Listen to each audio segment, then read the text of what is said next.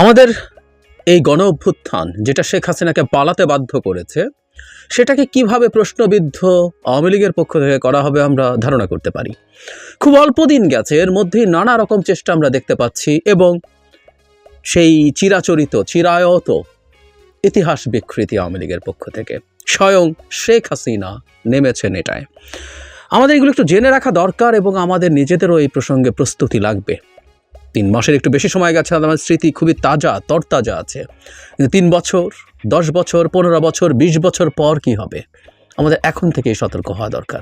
শেখ হাসিনা আরেকটা phone call ছেড়েছেন।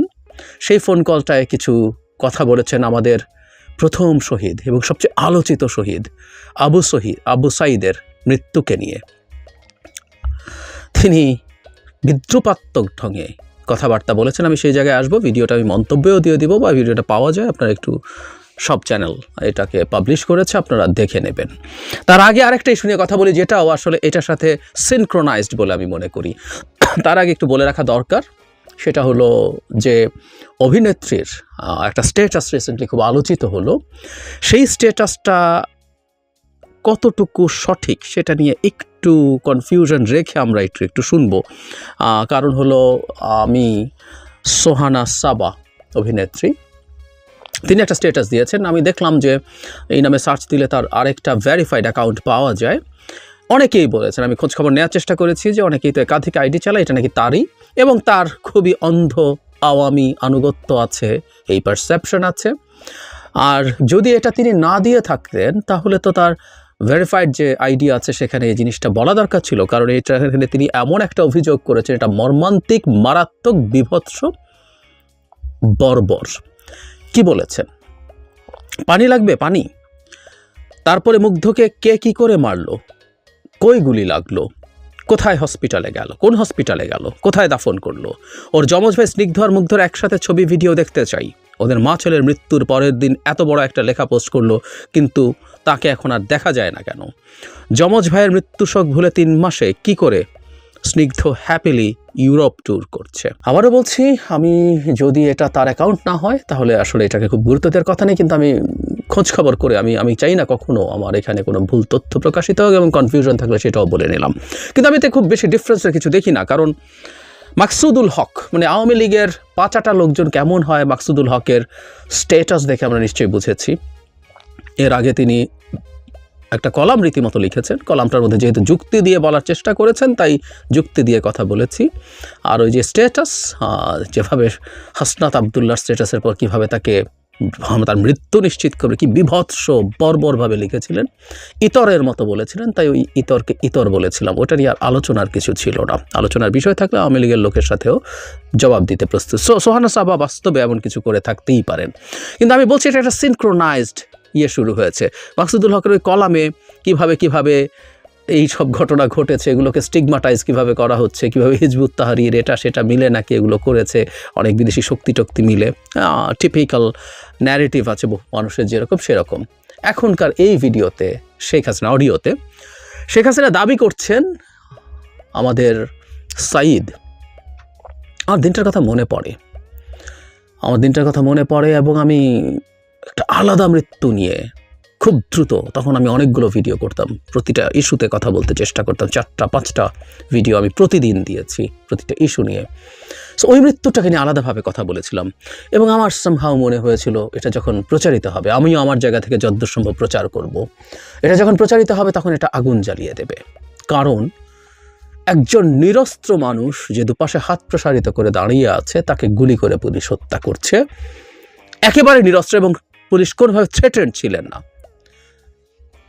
সাঈদের আশপাশে কেউ নেই, দীর্ঘ বড় ফ্রেমে কেউ নেই, দীর্ঘ একটা জায়গা ফাঁকা। এটাকে অবশ্য এই আলাপ কেউ করেছেন, সাঈদের হাতে একটা লাঠি ছিল। সেই বিচারক মানিক বলেছিলেন, পরে দেখি ওই যে একটা বিখ্যাত বা কুখ্যাত শো হয়েছিল যেখানে চ্যানেল আইয়ের একজন অ্যাঙ্কারের সাথে তিনি তীব্র বাদানুবাদে জড়িয়ে পড়েন, সেখানে তিনি তাকে সশস্ত্র বলছেন, কারণ একটা লাঠি নিয়ে সাঈদ দুপাশে হাত দিয়ে দাঁড়িয়ে আছেন। আরেকজন ব্যক্তি জানাব নাইমুল ইসলাম খান বলছেন, যেখানে ভিডিওর মাঝখানে কাটা হয়, সুতরাং গুলিটা পুলিশের ছিল কিনা সেটা নিশ্চিত নয়। আমি তখন বলছিলাম ফুল ফ্রেম হলেও তো এই আলাপ করা যায়, আনকাট শট যদি হয়, তাহলে পুলিশের গুলি করতে দেখা গেছে, কিন্তু গুলি পেছন থেকে অন্য আরেকজন করেছে, ওটা তার ফ্রেমে দেখা যাচ্ছে না। মানে এসব তখনই শুরু হয়েছিল। এবং এখন শেখ হাসিনা বলছেন এই যে সাঈদের গায়ে গুলি লাগলো বলা হচ্ছে, তার ভাষায় রক্ত কোথায়? উনি কোনো রক্ত দেখছেন না, এবং তাকে যখন নিয়ে যাওয়া হয় কোনো রক্ত ওখানে মানে পড়তে থাকার কথা ছিল সেটা নেই। নট অনলি দ্যাট, তার বন্ধুরা তাকে নিয়ে নাকি 4-5 ঘন্টা কোথাও লুকিয়ে রেখেছিল, বা তার ভাষায় অন্য কিছু করেছিল, কারণ তিনি বলছেন 4-5 ঘন্টা পর যখন হসপিটালে নেয় সেখানে তখন সে মারা যায়। অবশ্য শেখ হাসিনা সাঈদের মৃত্যু হয়েছে এটুকু অন্তত বলছেন। এর সাথে তিনি বলছেন সেই পুরনো, আমাদের মনে আছে নিশ্চয়ই, এটার যে মামলা হয়েছিল সেখানে দুই পক্ষের তাদের নিজেদের মধ্যে নাকি মারামারি, ঢিলের মধ্যে পড়ে ঢিলের আঘাতে মারা গেছে, সেটাও বলছেন উনি নাকি একটা ভিডিওতে দেখেছেন। এরকম পুলিশের সাথে মারার সময় তার মাথায় এসে একটা ঢিল পড়ে, সেটাতে সে পড়ে যায়, এবং সেটার জন্য তারা একটা বিচার বিভাগীয় তদন্ত কমিটি তৈরি করেছেন, ইত্যাদি ইত্যাদি। তাহলে যে কথাটা বলছিলাম, এই আলাপগুলো এখনই শুরু হয়ে গেছে, এই আলাপগুলো এখনও চলছে।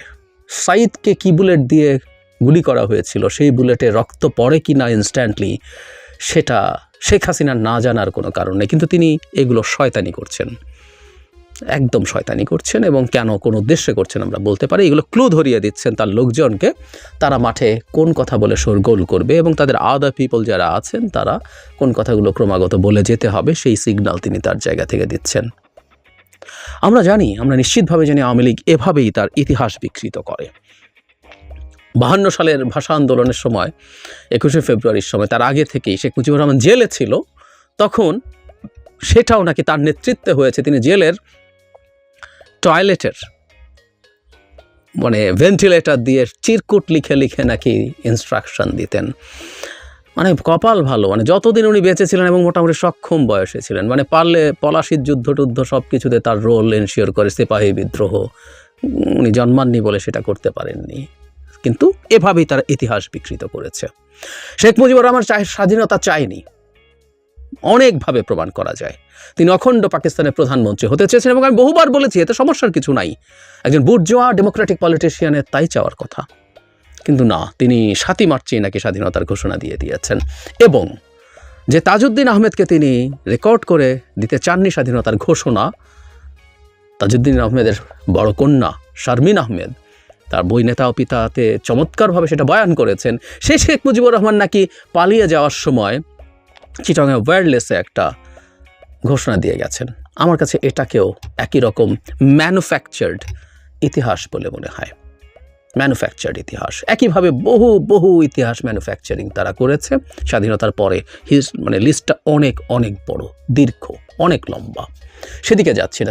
তাদের এই টেন্ডেন্সি আছে, তাদের এই চর্চা আছে, এবং শেখ হাসিনা এবং তার হয়ে অন্য লোকজন যারা যারা এরা মাঠে ঝাঁপিয়ে পড়বে, খুব বেশি সময় লাগবে না, মাঠে ঝাঁপিয়ে পড়বে। এবং সে কারণে আমাদের ইতিহাসগুলো ভালোভাবে প্রিজার্ভড হওয়া দরকার, খুব ভালোভাবে প্রিজার্ভড হওয়া দরকার। কারণ আমি ইতিহাস সম্পর্কে একটা কথা বহুবার বলেছি, তাদের এই ইতিহাস এবং তাদের এই রকম বলা, এগুলোকে আসলে প্রটেক্ট করা অন্যভাবে চেষ্টা করে লাভ নেই, গায়ের জোরে করা যাবে না, থামিয়ে দেওয়া যাবে না, তাদেরটা বলতে হবে। এবং আমরা এমন একটা যুগে বাস করি, এটার একটা নাম আছে, এটাকে অনেকে পোস্ট ট্রুথ ওয়ার্ল্ড বলেন।